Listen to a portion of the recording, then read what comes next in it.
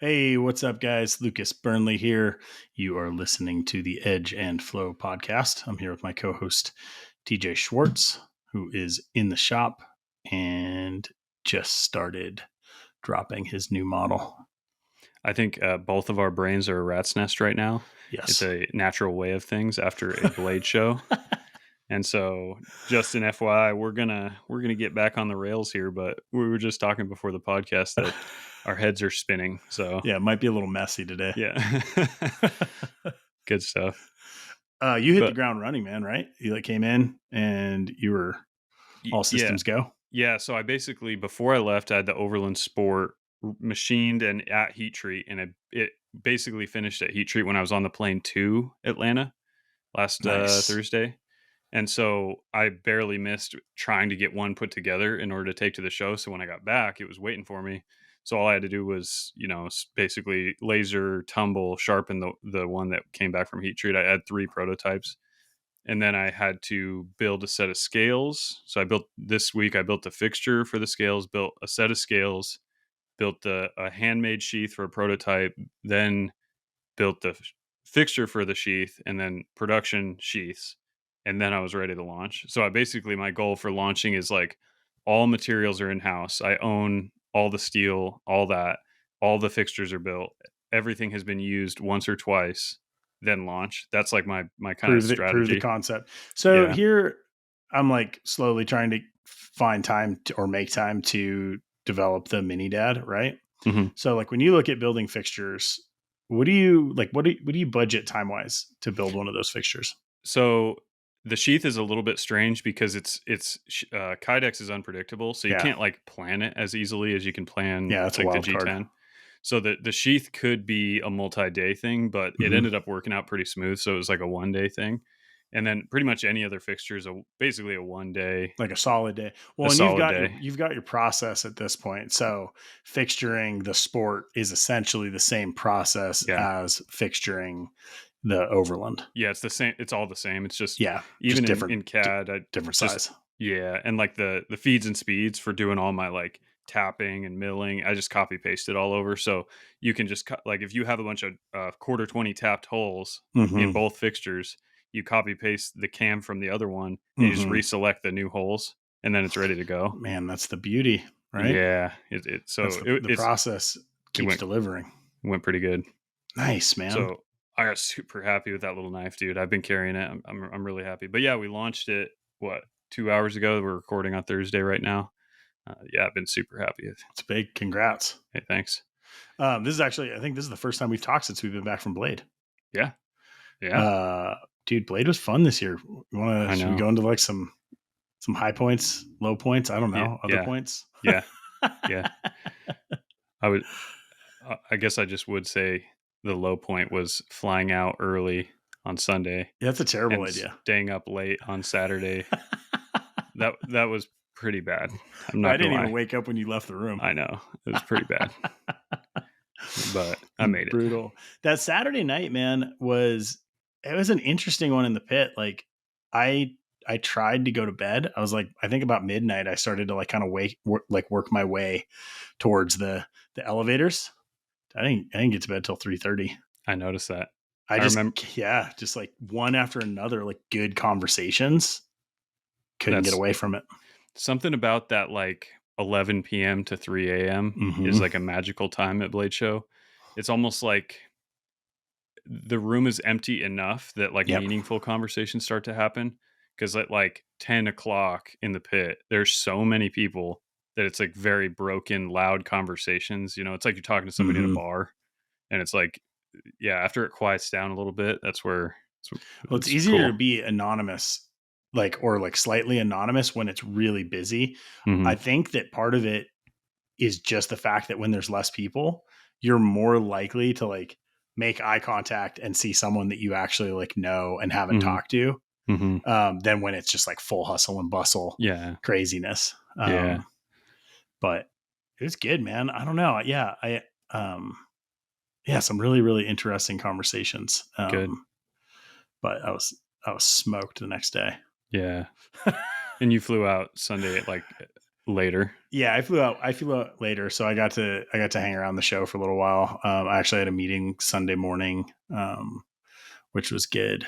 Yeah, man, it was the like just like vibe check on the show seemed like solid, Hmm. right? Like uh Friday's always kind of a wild card because like people are at work or people are traveling that day. They can get one day off, but not two.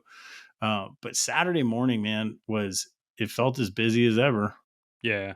Yeah, I did feel the same way on Friday. There was a couple of moments where I was like, "Is it less busy than Yeah. last year?" I felt the same way, and then Saturday I was like, "Ooh, this is hot. There's a lot of Also, people." like just for the record, for like those of you that don't go to trade shows, after doing trade shows forever, I think it's actually just some weird type of like muscle memory to be like, is it busy? Is it not busy? What's going on? Like Hmm. your brain is just always paying attention to like what the show feels like. Hmm. So I actually have no concept of it if it was Yeah. busy or not. But Saturday felt like full on busy. Yeah. Yeah. And I don't know. They don't publish numbers on that, do they? As far Nope. as attendance. No. So I don't think there's anything published. No. have you heard even a round number of like what's the typical attendance for that for Blade Show I have in Atlanta? the past, and I can't recall it at all. Don't I'll quote have to me ask. at all, but I thought I heard like 15,000 or something total. That's an I I don't feel know. like that seems like That's reasonable. stuck in my head, but it might be wrong. Uh I might be right. I multitasked when we were there. Okay. Okay. I did my downshift day. Oh yeah. Yeah, I remember Hmm. that. Let's hear about it. Um it was pretty good, man. I wanted to like switch it up and I was like, well, I'm getting into Atlanta a day early. So normally there's an underground soccer match between Boker of Germany and Blade HQ. You have partaken in this blood Hmm. sport one We time we before. have a podcast episode called Soccer at Blade Show.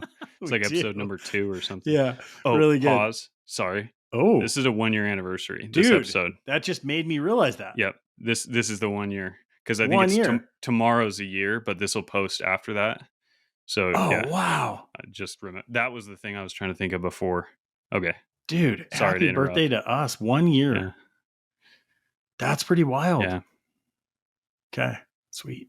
but We did it. sorry, soccer. I didn't want to Dude, I'll interrupt. tell you what, keeping anything alive for a year is a win. That's true.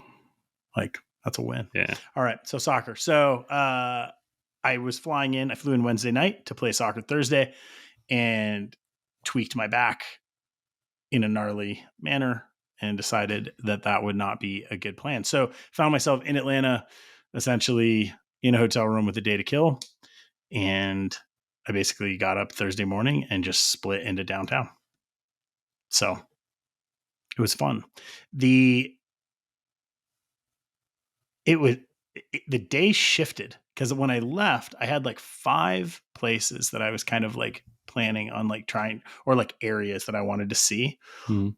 And I was going to start with the High Museum of Art, um, which is like modern classical museum. It's got broad ranging. It's got sculptures, got paintings, it has design. Dude, I spent the entire day there No by kidding. myself. Like hit the floor, didn't leave until close to 5 o'clock.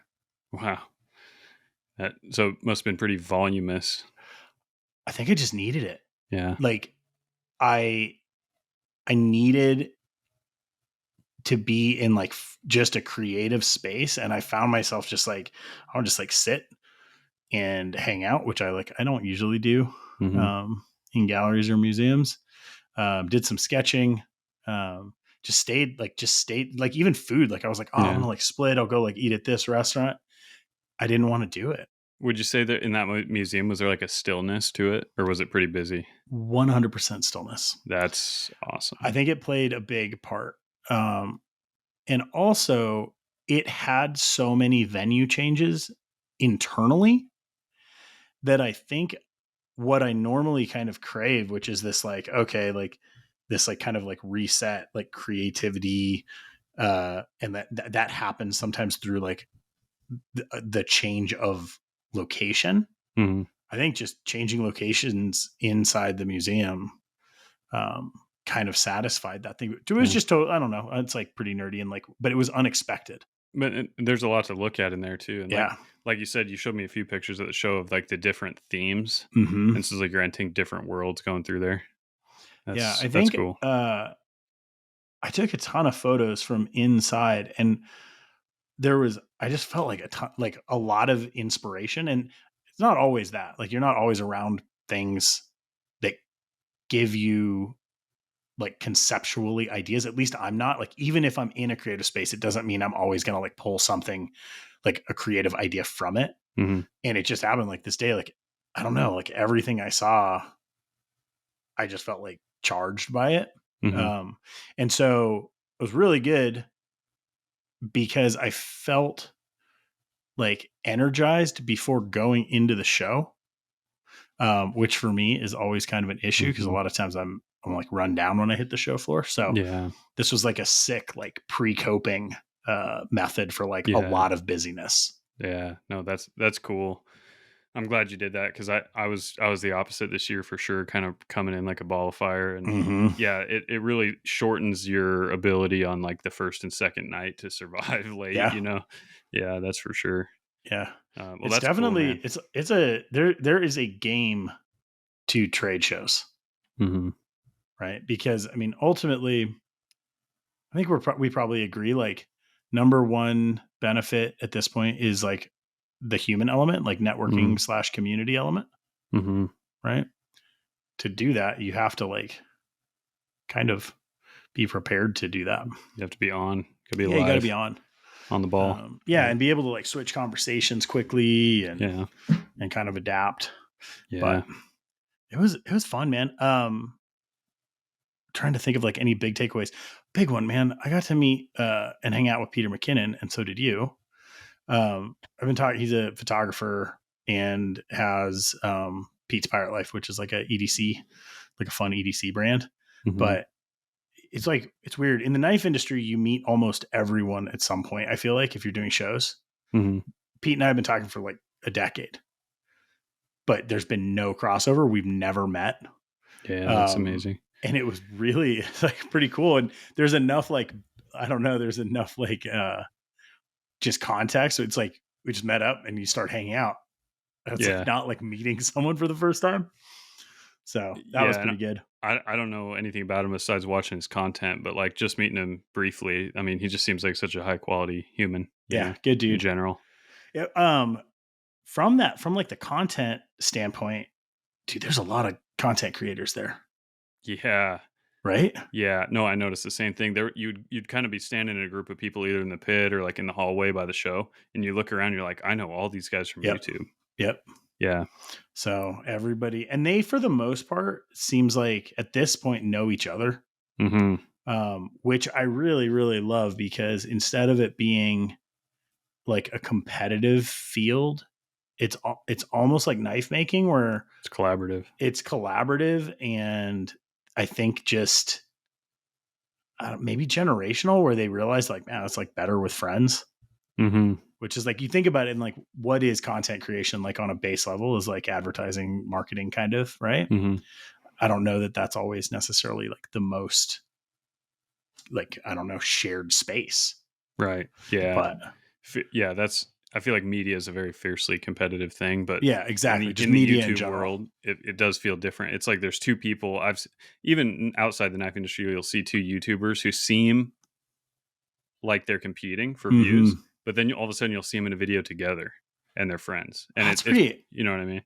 Maybe so. Seems Maybe it common. is. Maybe it's that like YouTube kind of generation slash like genre Yeah. where it's closer to individual. So you're just like more of an open community. Well, and Like everybody's kind of bootstrapping. they're operating more like artists too, because Right. it's like musical artists almost in terms Yeah. of how they portray themselves. Yeah. um, you know, collaboration and crossover and appearances and Right. stuff. Like, is it? Crossover. I mean, for them, I mean, that's like a huge one. Yeah. Right.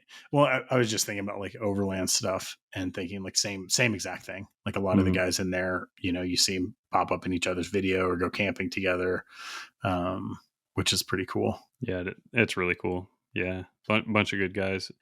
Yeah, it was a fun show, man. Every time I go down there, I generally go in not knowing even remotely who I'm going to talk to or what I'm going to Hmm. do. Besides maybe a few typical people that I'm for sure going to track down, but otherwise, like I'm just kind of like wait, see who comes to me, see who I run into, just bounce around, and it seems like I don't get 5 seconds without like starting a cool conversation with some Yeah. interesting person, whether I know them or not. Yeah. So, and thank you to the people who listen to this podcast who mentioned that because I Big did time. feel like we were walking around and there was a good number of people that said that they were enjoying the podcast. And so I assume you might be listening to this Yeah. and I appreciate it. Yeah. We actually spent quite a bit of time talking about it because I think TJ and I had shared experiences like separate where we would meet up and be like, dude, like I just had like three people talk to me about the podcast. And it really like sometimes it just feels like you're kind of like speaking into the void.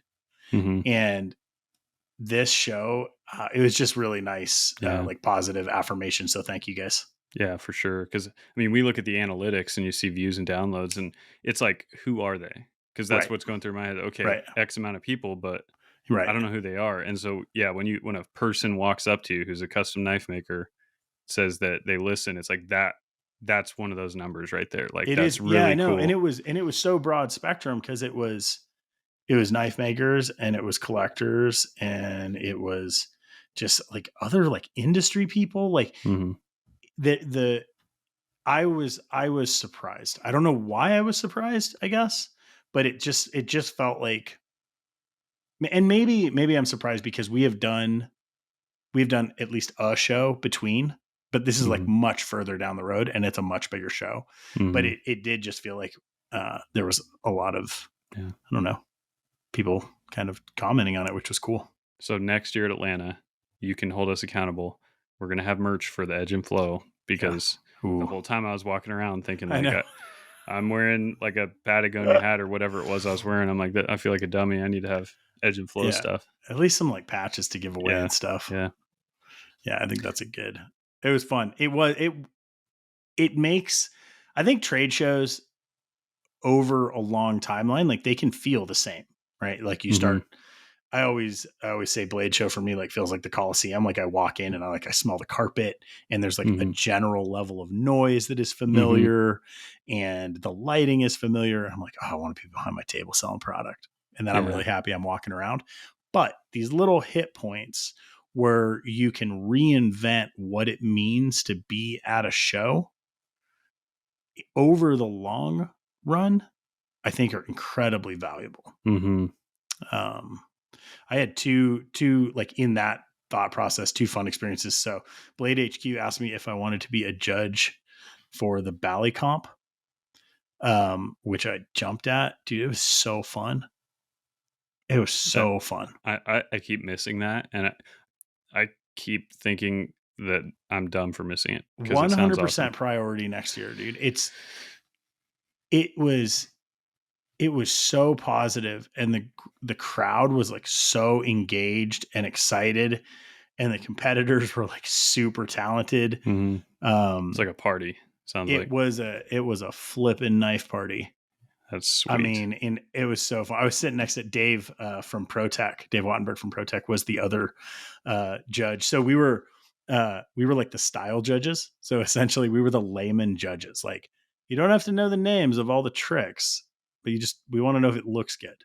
Hmm. And it was interesting to see like what the technical judges would like where they would score versus what we were score. A lot of times it Hmm. was lined up, but there were definitely things where like we would score completely different Yeah. just based on like I don't know our lack of understanding of like what minutia just The happened, mechanics and whatnot. the Yeah. actual mechanics. Yeah. I went in and I was like, hey, two things that I'm looking for. I'm like, if you can make eye contact and if you smile, I'm like giving you're like getting style points right there because height like people are so focused. Yeah. And then there's a few people that like they're just ripping, They're but they're also entertainers. light about it and they're like Yeah. looking around the crowd and smiling. And I just feel like that's a certain level of mastery. Yeah. So Yeah. sneaky. That But yeah, that was super, super fun. One of the best things is this kid, you probably saw him walking around the show. He had like a huge red afro, like, Oh, I did see him. Yep. dude, full on Bob, like Ginger Bob Ross style. Mhm. He had a ballet song in a leg sheath. Okay. That was, the handles were a foot long. Oh my gosh. And for his first round, he got up and competed with it and won. Oh my gosh. So he was doing all the tricks and like spins and like some tosses, but he's doing it with this thing that is open 2 feet long. And I mean, we're talking like if you make a miscalculation, there is no cut. Like there is just a missing finger. Yeah. No It kidding. was wild. Dude, now I'm Next year. bummed. Yeah. Next year. It's only a year away. Yeah. No, that's so cool. That's so cool, man. So yeah, that was a good one. Yeah. And then the other one Fun. was I did the new maker critique, Mhm. which is pretty fun. Yeah, I got to jump in on that, and I went into it supporting you and just wanting to hear overall. Mhm. And I kind of thought the vibe might be that they were looking at more, I don't know how you say, like forged or handmade kind of side of things, because it seemed Mhm. like with most of the judges, and I didn't have my Overland critiqued at all. And then after I heard Devin Thomas talking about blade shapes for kitchen knives, I actually Mhm. did have him look at the Overland. So Oh, um, interesting. yeah, that was kind of cool. That's pretty fun. What was the Yeah. feedback? He did not shred it, which I thought he would, because Oh, he's one of those classic like yeah. Damascus maker types, forging. And I told him, I walk up, I said, "This is a manufactured knife," because even though in our world you might not call it a manufactured Right. knife, but from In that their side of world. things, that's a manufactured Yeah. knife. I said, so I just told him the goal is hybrid between a outdoor knife, like a camping knife, and a kitchen knife, and he actually seemed to really like it. But it also helped that I told him I knew his brother really well, because his twin brother visited my shop a while back, so he's That cool. that was fun. So you brought up a good point around that, which is it's interesting to see how those panels skew. Hmm. So on this one, there was two that I would say are stock removal, like me, and it's Luke is it Swenson? He's a Yeah, slip joint maker, yeah, really, really talented slip joint maker. And then the other three guys were all ABS, Smiths, yeah. ABS Smiths, right? Um, there's actually different criteria. Hmm. It's interesting. Some people really critique on design that I think is subjective sometimes. And some Hmm. people really critique on, like, I tend to lean towards like fit and finish past a certain point. And like, I also think you have to meet makers where they're at, Hmm. because there's like feedback that is relevant if you are at a certain, or like that is relevant at given levels. Hmm. Like there was one guy who came in, he was from Albuquerque. He was like a bladesmith. And I told him, I'm like, I love critiquing knives when the maker is at this level, because this means that I can like get into minutia Yeah, and it count, yeah, because you're good enough that if there's a mistake, now we get to like pick that apart. yeah, yeah, yeah. Sometimes you're like, this is just a really good knife and you've been doing it for how long, and like, or you're how old, or like it's a hobby. And Yeah, there's things where you're like, that's not relevant yet. Like they don't yeah. know what they don't know. Oh, I got to bring up, what was that gal's name with the Oh, jumping karambit dude, thing? that Uh, is cool. yeah. For I some know. reason, I'm spacing on the name because it happened I'm fast. spacing on her name too, and that was so outside of, like, I think like a couple people just like passed that down the line, Yeah, yeah, right? yeah, Because they're like, this is wild, yeah. cool concept. I'm very curious to see if anything comes of that. Hmm. Um, yeah, that was fun. Yeah, You didn't do any classes this? Oh no, you did, yeah. So right? I got to meet Michael Walker. Awesome. I sat down in a Q and A with him. I mean, like as an audience member for the Yeah. Q&A. And CRKT, all those guys were there, so it was really great to talk to them. They've got new models with Michael Walker, and talking to Michael about, just, there was a small enough room where it was quiet, and it was like, it felt like it was all makers that were asking questions, and there was a Right. lot of super technical questions asked. And he got like a big easel with like a big piece of paper, and he was drawing stuff, and like it became a very technical, like It's like a makers master question and class. A. Yeah. Because I was wondering if it was like, uh if it was going to be too, I don't know, superficial, like with a Q Hmm. and A, you never know how it's going to go, but it went super deep, nuts and bolts, real fast, which was so I fun. think, I mean, it makes perfect sense that it's maker heavy, Hmm. because if you are a maker, especially, I mean, into anything pocket knives, you are aware of Walker probably. Yeah, yeah. And it's not like you always have access to him. So Yeah. like this is a prime reason to like go sit and actually be able to like talk. And he invented the liner lock. So if anyone's Literally invented the not liner lock. connected that dot, the liner lock, and he's loosely associated with the origin of the frame lock too. Right. I think there's some mystical questions around that with the Chris Reeve era. I don't know any of Right. the history in that little tight area, but it Yeah, was yeah, like the yeah. liner lock and the frame lock were kind of convergent design or something. They were similar Interesting. and at the same time ish. But he was there in the beginning of both the liner and the frame lock. But I think the liner predates, I Yeah. think, right? That's Yeah. and was it you that told me this, which was like kind of mind blowing, that he didn't invent or create or like, what's the word I'm looking for? Implement the ball detent at the same time he created the liner lock. Was it you Yep. that told me that? Yeah. Yeah. So I asked that question when he was up there. It was kind of getting well into the conversation. I could tell it was going technical. And I said, so the ball detent is used in a lot of things, not liner locks these days. And I wanted to ask him, like, did you invent that too? And also, was it at the very beginning? And he said, no, it wasn't. He did invent that, but it wasn't at the beginning because he said it was like years, like 3 or 4 years, that the liner lock only dragged. He would polish the liner so that it was a polished surface on the Mm-hmm. blade itself. And that pressure was what kept the blade shut. So there wasn't like a true detent shut. It was Mm-hmm. actually just friction. And then he realized, like, I want like an actual or Positive stop. well, the positive stop wasn't even what he mentioned. I think he mentioned the problem with that was when you open the knife, you'd get scratches Right. from the frame. And so he was like, well, if I put a ball in it, I can control where that track is and bring it under the handle. And that was the idea. And then he's like, oh, I can put a hole in it and it'll hold the thing shut and it'll lower friction. And I'm Dude. like, it's insane how typical that lock is in today's market and how Yeah. you just hear the guy talking about the origin of that. And like, I'm in my shop. He built like a log cabin for a shop. He's like Yep. real quiet, lives in the hills. And it's crazy. It's a crazy story. That was fun. So fun addition to that story is after you told me that, I was like kind of blown like, oh wow, that's weird. Like no detent. Dude, I got to mess with one of the ones with no detent. Really? And I opened it and I was blown away. It felt hydraulic. It's the Yeah. only way that I can explain it. And on this specific design, it's like kind of long and skinny, like a clip point blade, like pretty classic, like what we would consider like gentleman's tactical kind of. Mhm. Bolsters, micarta scales, the knife had 3 sets of scales that were interchangeable. Really cool. The way that this specific knife was built, you wouldn't see scratches because it Mhm. was all inside. So like when the bolsters were long enough that the track that rubs, like where the detent or the lock bar is rubbing, Yeah. was encapsulated, Um, dude, it felt beautiful.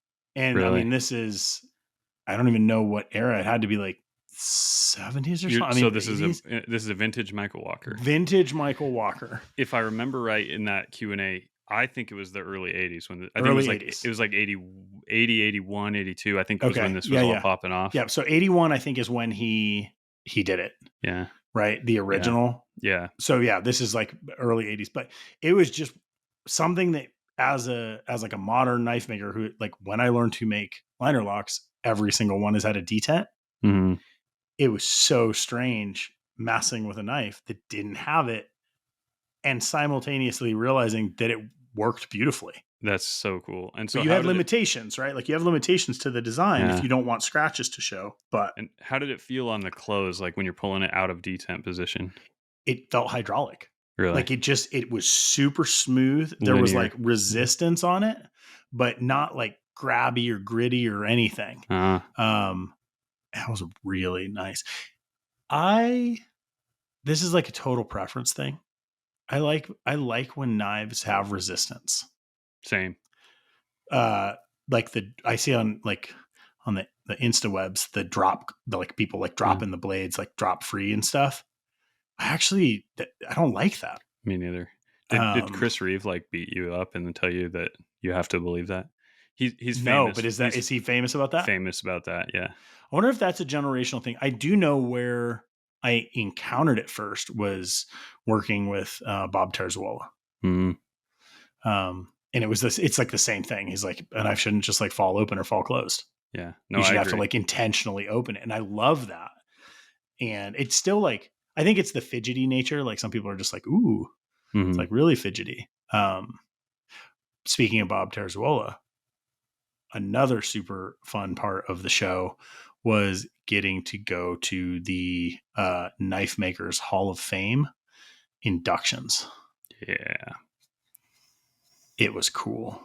I did not make it to that, but I saw the pictures, and Bob T is the Slacker. beast. Tell me how'd that go? How was it? I'm going to tell you like emotional side of it first. Okay. A bunch of people cried.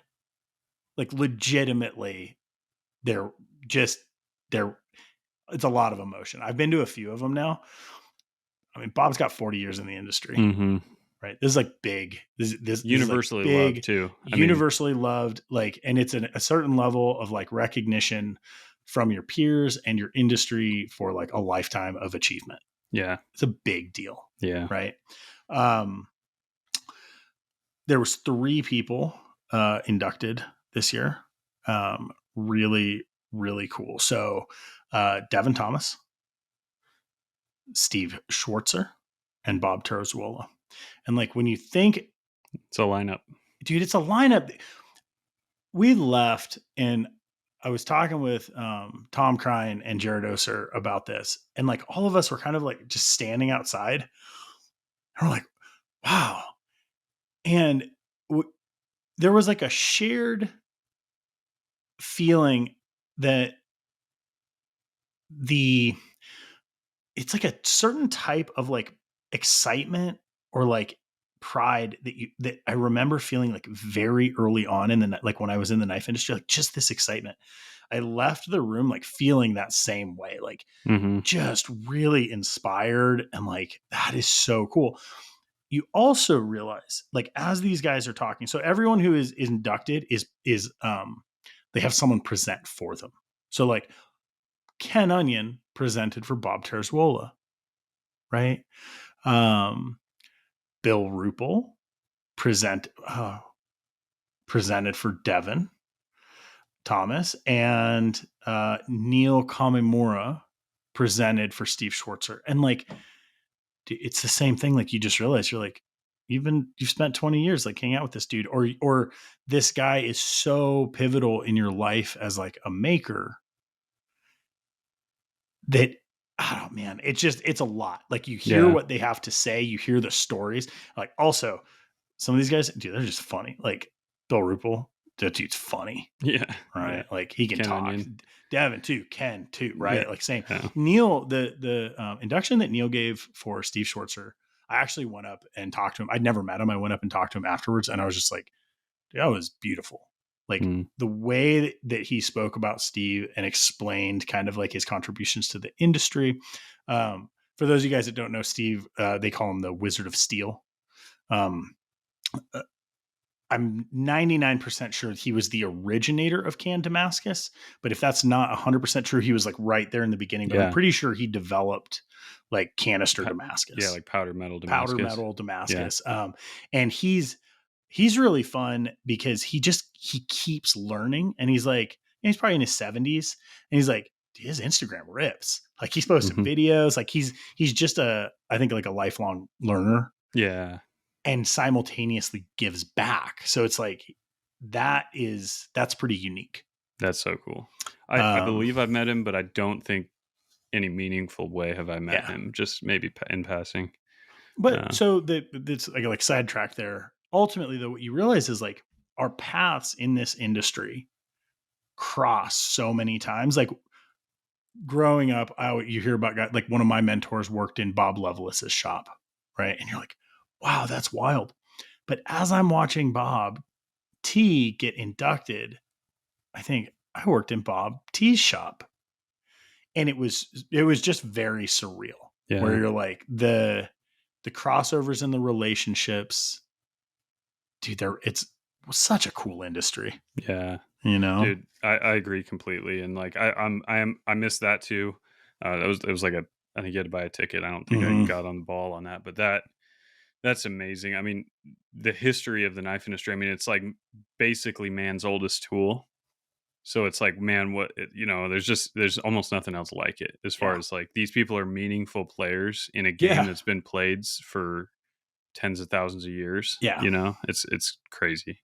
Yeah. It Yeah. really is. And I think that's like a theme, which is our industry is small enough that you have like crossover with like the most talented people, the most well-known people. And if you're in it long enough, there you just find there's like, these paths that just kind of like parallel for a while. It's pretty cool. Oh, it is so So cool. that was this show was good. Like when I left, I was I felt like pretty energized. I felt happy with my industry and like, it's different being on like the other side of the table and not looking at the show uh as like, as productive like from like a sales standpoint, like, oh, it was a Mhm. good show, like sales were good, customers were stoked. When you're just walking it, the metric, like the Yeah. value point proposition is different. Yeah. Yeah, it's like you're spending at least a good portion of your time talking to makers, Yeah. and the customers are awesome. Yeah. Obviously, we love our customers, but like having a balance where you can talk to your customers and actually get a chance with the makers, I feel like I said, I haven't exhibited, but I can imagine that's a very different type of experience Yeah. as far as like being customer facing the whole weekend. It's Yeah. awesome, I'm sure, but Yep. like it's different for sure. I'm excited for you to do it. And to be honest, like we've known each other for so long, like I forget that you haven't done that.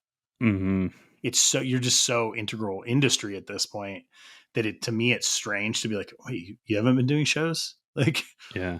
Yeah, it is crazy. I this just year's the first one, right? Yep, Blade Show West Blade Show be the West. first one. Yep.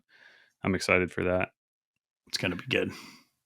It is gonna be good. Perfect It fit, man, too. I think like especially early on, like driving to shows, it's really Yeah. nice. Yeah. I don't know. And yeah, and I've got my employee now, so it's like it just wasn't gonna happen without Dalton, and haven't been like I'm so excited to take him to the show because I came back and I was just like dumping info because he's super curious about it because he made rings, like really high Hmm. end rings, and he's a lathe guy, and so he's poured epoxy resins for his rings, like he does works with brass, stainless, gold, like he's really circled around a lot of the things that we do, Hmm. and he actually knows he has like a small collection of like handmade knives that he's traded rings for, so he's been Hmm. like peripheral to the knife industry, That's and so cool. he's heard about Blade Show like for years and stuff. Right. And so talking to him about it, I'm like, I can't wait to bring him, Yeah. to like Blade Show West and be like, this, look at this. Like, let me show you. Come here. Yeah. That's Like that's gonna be fun. well, I guess you didn't. I was gonna say, did he work while you were gone? But you were just gone over the weekend, so he wasn't No, I cranky was while you were gone. gone. I was gone Thursday and Friday, and he was working. He did. You had Yeah, 2 days yeah, with him in the and shop. and he worked the Friday before that, I think it was, without me there because it was late, Memorial Day weekend. We went out, and so it was 3 days in like a week and a half span that he worked without me, Dude, that's and big. it went so good, dude. Like I've been telling him like throughout this week because I've been able to focus on the Overland Sport and build the fixtures and design it and make all the decisions with that. Yep. And I was looking like today we're shipping Overlands and we started sharpening them. I do all the sharpening still, and I was like, he's assembling them, and I look at him, I'm like, dude, you were making these knives from the very beginning. Like he was. It's now been long enough that he ran the sile, and then Hmm. they went to heat treat, and then he stoned them, and then he blasted them, tumbled Full them. batch. He ran the handles, he made the sheaths. So it's like for the last month, like he's had probably 80 to 90% of the production load on his shoulders, and it's his first month, and he's crushing it, dude. I can't, I'd I love to can't hear like, it. can't be happier. It's So, so good. which means on Monday we're doing a downshift, but I haven't told him yet. So, Oh. because we have this gap, because it's like I really wanted to get this Overland Sport launched, and Hmm. also we need to ship some Overlands today and tomorrow. But then we've worked ourselves into like a little bit of a breathing room, And on Monday, I'm gonna let him come into the shop Monday morning and be like, let's go somewhere. Let's like Dude, downshift. good boss. Oh, That's good well, stuff. thanks. Dude, well, it just is because it's team. That's like actual team. And like, Hmm. and it's going to be fun because you get to do a parallel downshift. Yeah. Yeah. Yeah. Oh, any thoughts on what you're going to do? You're a month. You missed basically a month, right? Yeah. Yeah. Yeah. Okay. I can't remember why I missed the day and then I let it slip, but Yeah. something happened. I forget, but It's hard, man. yeah. But that's like the proof, right? Like, or that's like Oh, part of the reason we're it was doing when I this. hired him. I Yeah. couldn't right the very first week. I couldn't leave I'm out. in the very first week. Yeah. I mean, I probably could have, but like, I don't know if I would have Not enjoyed my ideal. downshift. No. But now we're there. Nice, man. Yeah. Yeah. I think Yeah. that's the value. It's like, it is, if you don't actively schedule it, it just doesn't happen. Mm-hmm. I don't know, like any big takeaways from Blade Show? From Blade Show. This is a side note, but there's an awesome group of German folks Yeah. and Sonder from the Netherlands who kind of was with them. Yeah. And dude, I love talking to German people. Like I've German It's a good German group. heritage, and Yeah. like I think I was telling you in the hotel room, I was like, I didn't even know him. I'd never met him, but Yeah. real quick we just clicked, and it was like, I don't know. They're They're interested great, in man. knives. They're German. They speak really good English. Yeah. I was asking about Germany, and they were asking me about the States. Like Yeah. the whole time, it was really fun. They come as a crew. Yeah, Like they hang out. There's probably what, like 20? yeah, and like the 4 or 5 I talked to was their first time in the States, or Yeah, at least there's a a few few. of them. You know what else is cool is like some of the guys are from like some of the companies. So like Leonard is there. He's from Boker. Mm-hmm. You got like Daily Customs. It's really cool. Sam, Raven the Pirate. So Yep. you got like content creators, Dave Yep. Swarte, Maxie Hench, Yep. and Axel. They have a really cool shop in Hamburg. Felix. Yep.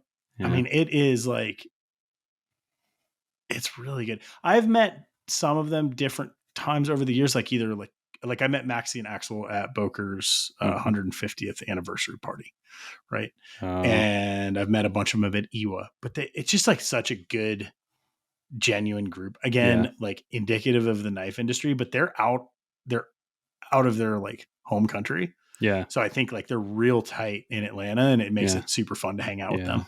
No, for sure. And just a little side note, it's not official, but Maxie and I are talking about Schwartz knives becoming retailed in the Knife Lounge in Germany, Hamburg. Dude, I love it. So we're working on that. It might be a while, but like that's probably going to happen. You know, it means you got to go over there. Yeah, it does. Yeah, I kept telling all of them every time I see them, like, I want to go over there so bad. I really do. I want to go there bad. But super okay. That's a great reason to go though. That's the thing. Like that's excellent. And I guess what I'm touching on there is like the international aspect of Blade Show. That was a takeaway.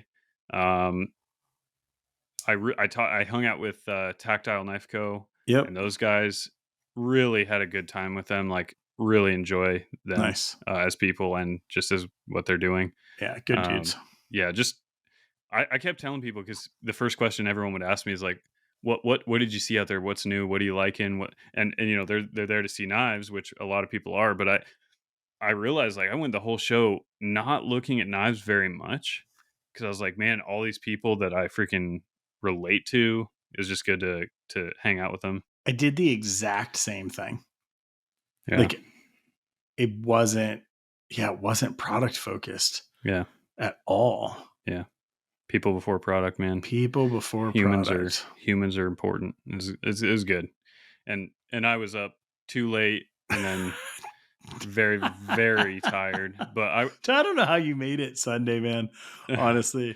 That's brutal. I remember we were like in the hotel room. It was like 3 a.m. You're like, dude, you need to go to bed. I'm like, my alarm's set for 5, so I don't think it matters. Like an hour and a half of sleep is no more than 0 sleep. So did you sleep at all? No. Well, in the hotel room, like an hour, yeah. Dude. And then because like with the Atlanta airport, you really got to set aside some real time. Some real time, and like it's an hour to the airport, so it's like you have to get up early to go to there. So. It was fine. That's why I had a 6 o'clock flight. I know. PM. It's critical. The AM PM is the critical information there. I know. I will say though, I don't know what it was coming out of Boise, but when I bought the tickets, I was pretty early. It was a couple months before that I bought them. There weren't options, dude. It was crazy. It's like the airliners have like battened down the hatches and gotten to like bare bones because Well, I mean, also, it is Blade Show and you're coming from Idaho. yeah, So, like, of all places to actually be running into issues, yeah, that's probably as likely as anywhere else. that's right. It's like I'm like, every company on the plane, you're like, what? right. And well, I'm like sitting at the gate getting ready to get on the airplane and Gavin Hawk calls me and I'm like, in my head, I'm like, he's probably at the show asking if I've gotten here yet. And I answer the phone and he's like, "What are you doing right now?" I'm like, About to get on a plane." He's like, "Me too." And I start looking around and he's like hiding. It was funny.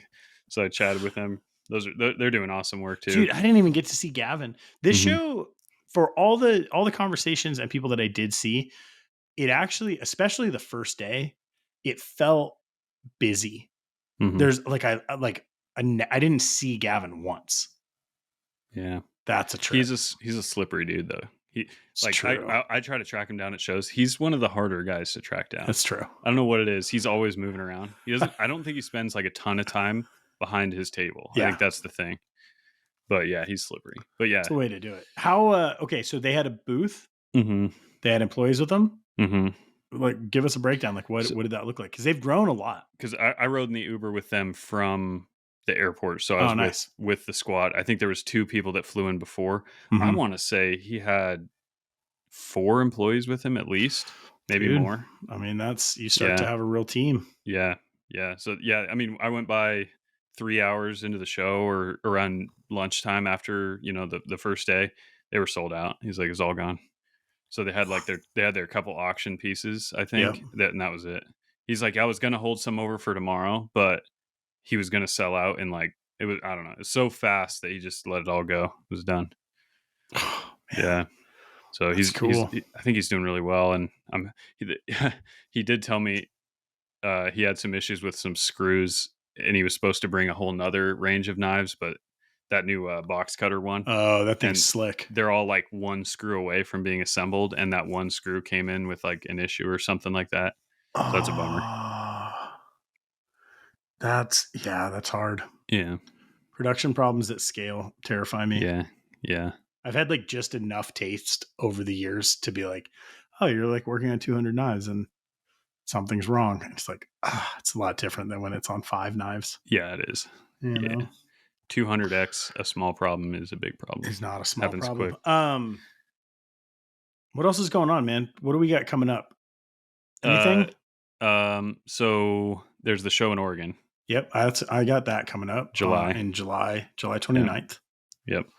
There's Um, shoot. I mean, I'm kind of settling down. I mean, we got a busy like personal life wise. Like our yeah, anniversary's coming up. We got some trips to the mountains. Like we this month is going to be busy on the weekends, but but you just get to work during I'm the settled weeks. into the Yeah, shop. Yeah. I'm trying to figure out. We've got a family vacation in July that is definitely throwing a wrench in show prep. So that's like basically what I'm working on this month. Trying to preempt that show Dude, prep a little bit. things are busy. It's Can a lot. people might want to hear this? You can talk to me slash towards the people listening. Hmm. Advice for me planning for my first show in October. Just broad, Uh, whatever comes up. I would say and these are like all things that I struggle with. So number one thing would actually be to like build out the show in your head as soon as possible. So like just create your inventory, Mm-hmm. because once you create your inventory, you can stop thinking about what it is you have to make. Mm-hmm. Okay. So what color handles you bring, what blade finishes, what models, and what quantities.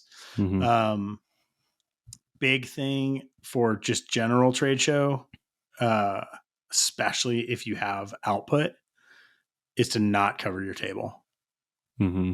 That is huge.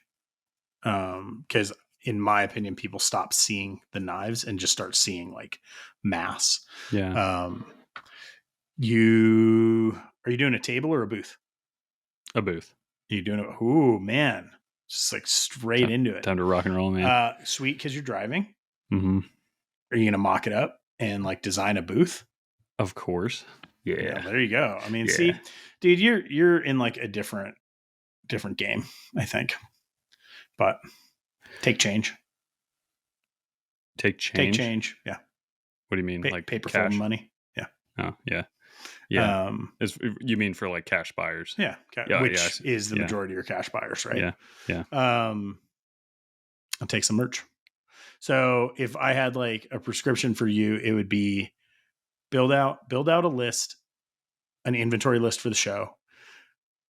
Plan a couple of fun builds. Okay. Either lottery, auction, however you want to do it, but or just like first come first serve. But like there's Mhm. only 5 of this finish. How about this? You Okay. guys heard it here first. Darren Thomas, when he came to my shop, he gave me a piece of Raindrop Devin Thomas Damascus, There you go. and I was wanting to make a knife out of it. Maybe it could be for Blade Show West. Perfect. Because I told Devin Thomas, I was like, your brother gave me a piece of your Raindrop Damascus. He looks at me, he's like, he must be good friends with you then. Because the word on the street is it's hard to get, but I don't know much about it. It's hard to get. It's good. Yeah. I love that idea. Okay, so there you go. So you have like a high end piece, right? Like you build some flossy pieces, Hmm. and you're gonna do some merch. You're gonna do Hmm. hats and like maybe some t-shirts. T-shirts, people love them, but they got to be sized and like. Do, But you're driving, so do you it's not a think problem. two people in a booth is enough people? Or Yep, yeah. Okay. I think you're good. That's enough to like spell each other and Yeah. depending like our system with shows we made it really complicated but to make it fun like there was a Hmm. reason but 2 people would have been pretty hard for Yeah. us Yeah. which I'm actually trying to like unpack because if I ever want to do Blade again I have to figure out a method that is maybe a little more manageable for like just Hmm. Maddie and me. Hmm. But yeah, I would say those things. So like just work in reverse. Get like your show list plan, like how you what models you want and like visualize how those are presented. Figure out what merch you want and when you need to order it by. And then going into it, like you've got your booth design, you make sure you have your change, you make sure you have pens. Like it's all simple stuff, but like Hmm. it's all good.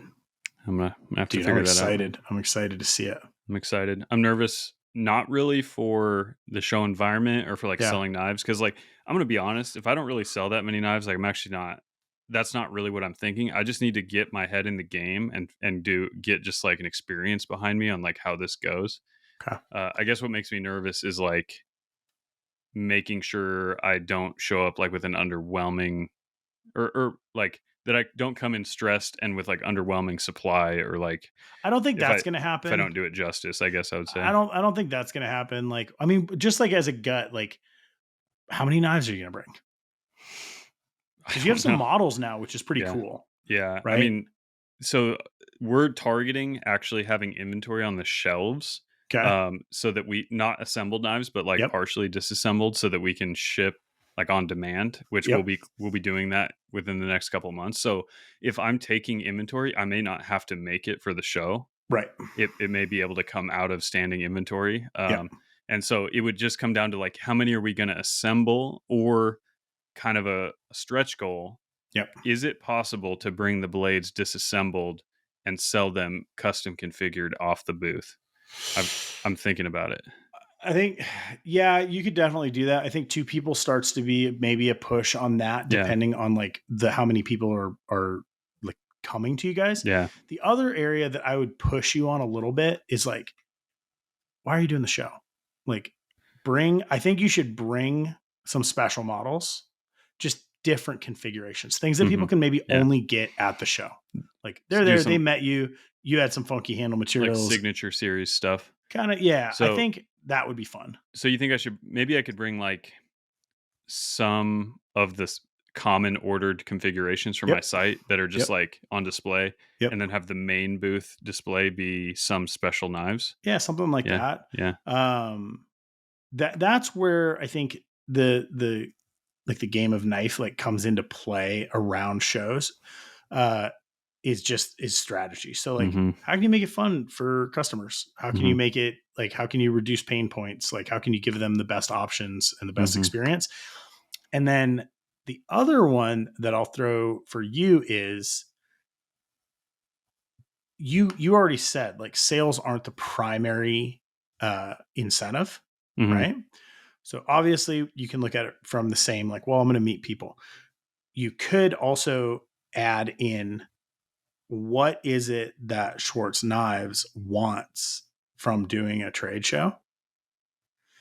Is it to increase like dealer, connections, or is I there a maker that you want to meet? Or Uh, I'd say for like compared to, I think we already had this conversation a little bit like months ago, but Mhm, so you talk about how it's such a different experience at Blade Show where you're not so customer facing when you're walking and you're mhm, industry facing and you're talking to mhm. people. And that's all I have Right. is like that experience. And that means I know a lot of people that are like makers and industry company owners and stuff like that, which is great, but I feel like when I come into a group of like knife collectors and Mhm. enthusiasts, they don't go in the show and be like, they don't see me from their perspective selling knives in the show. So I don't have the like place in their head of like, this guy's selling knives for Right. us, Right.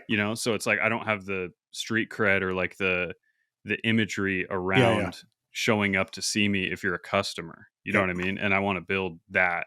And so it's like just me being there with my logo and my brand so that people are like, oh, like Yeah. he's coming to shows. Like that's part of it. That's Yep. probably most of it. Um other like secret sauce pro tips, right? Take stuff for kids. Hmm.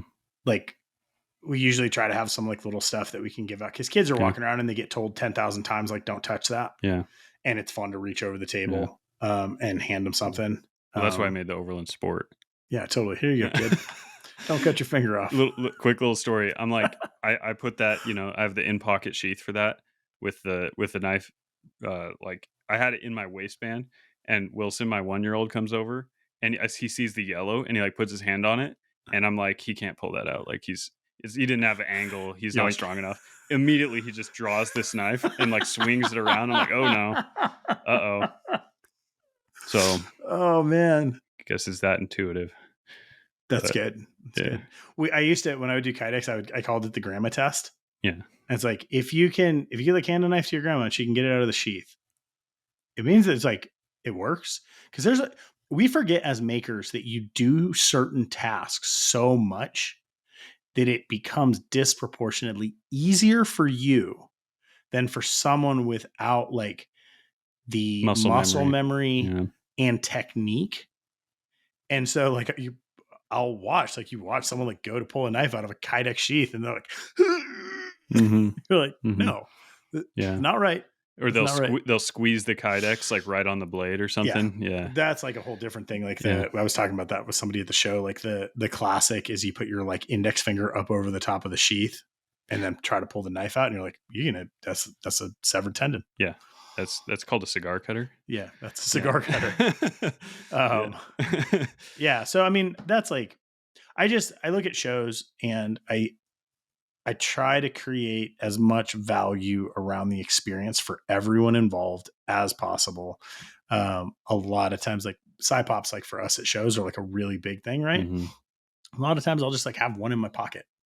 yeah, And if I meet someone, I'll just give it to them or like I'll hand yeah, it out to somebody who's like a little too far away in line to like make it to the table or yeah, just like I just like to have options yeah, basically. yeah. So, So I had a little thought. I've got these Overland Sports. The handles are getting made from the same coupons as everything else, even though okay. they're smaller, Ooh, because okay. from an inventory standpoint, the process it's by far the most efficient way to do it. Okay.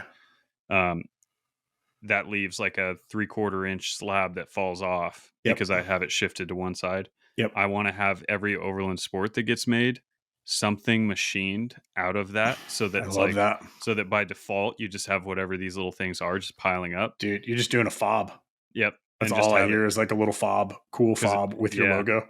And it's like it's already fixtured, it's already in the mill, and Yep. and it's already running a program on that material. Yep. It could just cut out a little something on the Yep. side. Well, it's like if you leave, that's like a prime, like you leave webbing, right? Hmm. And then you just have like Dalton clip it and he's got Yeah. good hand skills and just Yeah. buzz it and you're like Yeah. blast it and you have a cool, like kind of like, yeah, Yeah. basically like a lanyard bead. Yeah. Yeah, yeah, I'm thinking either bead-ish or, Yeah. like, zipper pull-ish Ish. kinda Yeah. kinda shape. Yeah. Yeah. Love that. That's I wanna do that. That's where Popeyes came from. Popeyes are like a little bead, right? That was the water jet cut interior drop from a Right. side pop. That's so cool. I love Pretty stuff fun. like that. Me too. Let's call it, dude. I feel like that Cool. was a good combo. It's wonderful. Yeah. Um, And we Back didn't at it. talk Ulti-Clip. Let's come back next week Oh, yeah, because talk we ulti have some clips. that was another thing I was thinking about, but we're Okay. out of time. Ulti clips. All right, guys. Thanks for listening. Thank you for all the positive feedback in Atlanta. And just like for coming up and saying hi to us. It was really nice to connect with you guys. Yeah, So honestly. I came back just so happy. Like you feeling said, good. just so feel good about the state of the industry, which I Yeah. often feel coming from Blade shows. It's Yeah. great. It's good. Yeah. All right, Yeah. guys. Take it easy. Yeah. TJ. We'll talk soon, man. Thanks. All Peace. right. Later.